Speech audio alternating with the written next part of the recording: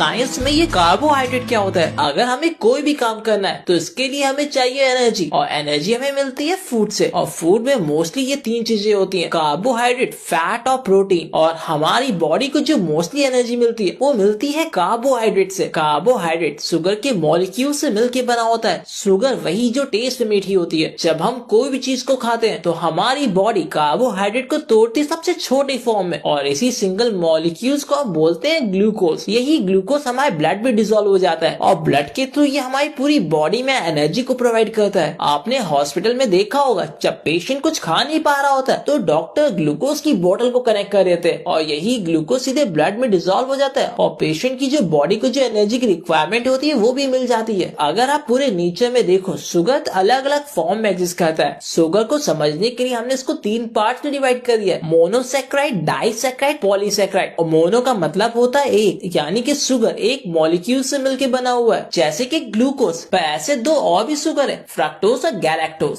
और फ्रक्टोज जो है वो मोस्टली फ्रूट से पाया जाता है, तभी तो उसको फ्रूट शुगर भी कहते हैं। गैलेक्टोज जो है वो डेयरी प्रोडक्ट से पाया जाता है, जैसे कि मिल्क। तो ग्लूकोज, फ्रक्टोज और गैलेक्टोज ये तीनों एक सिंगल मॉलिक्यूल शुगर है, तभी इनको हमने रखा मोनोसैकेराइड में। अब डाइसैकेराइड की बारी। तो डाइसैकेराइड यानी कि शुगर के दो मॉलिक्यूल। अगर शुगर का एक मॉलिक्यूल ग्लूकोज है और दूसरा मॉलिक्यूल फ्रक्टोज है तो ऐसे शुगर को हम बोलते हैं सुक्रोज। सुक्रोज यानी कि टेबल शुगर, यानी कि शक्कर या फिर चीनी जो हम खाते हैं। अगर शुगर का एक मॉलिक्यूल ग्लूकोज है और दूसरा मॉलिक्यूल गैलेक्टोज है तो ऐसी शुगर को हम बोलते हैं लैक्टोज। तो लैक्टोज भी मिल्क में ही पाया जाता है। और अगर शुगर का एक मॉलिक्यूल ग्लूकोज है और दूसरा मॉलिक्यूल भी ग्लूकोज ही है तो ऐसे शुगर को हम बोलते हैं माल्टोज। ऐसे शुगर व्हीट या फिर बार्ले में पाया जाता है। अब बात करते हैं पॉलीसैकेराइड की, यानी शुगर के दो से ज्यादा मॉलिक्यूल से मिलकर बना होना, जैसे कि स्टार्च। स्टार्च एक कॉम्प्लेक्स शुगर है, वो ग्लूकोज के कई सारे मॉलिक्यूल से मिलकर बना हुआ है। स्टार्च आपको पोटैटोज या फिर राइस से मिल जाता है। अभी आपने जितने भी शुगर के बारे में सुना, ये सभी शुगर एक फूड में डिफरेंट कॉम्बिनेशन में होते हैं। जैसे कि मेरे पास है ऑरेंज जूस, तो ऑरेंज जूस में जो सुक्रोज होता है वो लगभग 40% होता है, 30% फ्रक्टोज है और 30% ग्लूकोज है। यानी कि ऑरेंज जूस में ये तीनों के कॉम्बिनेशन में। अगर मैं हनी को लेता हूँ, हनी में 50% फ्रक्टोज है, 40% ग्लूकोज है और 10% अदर शुगर है। सिंपल।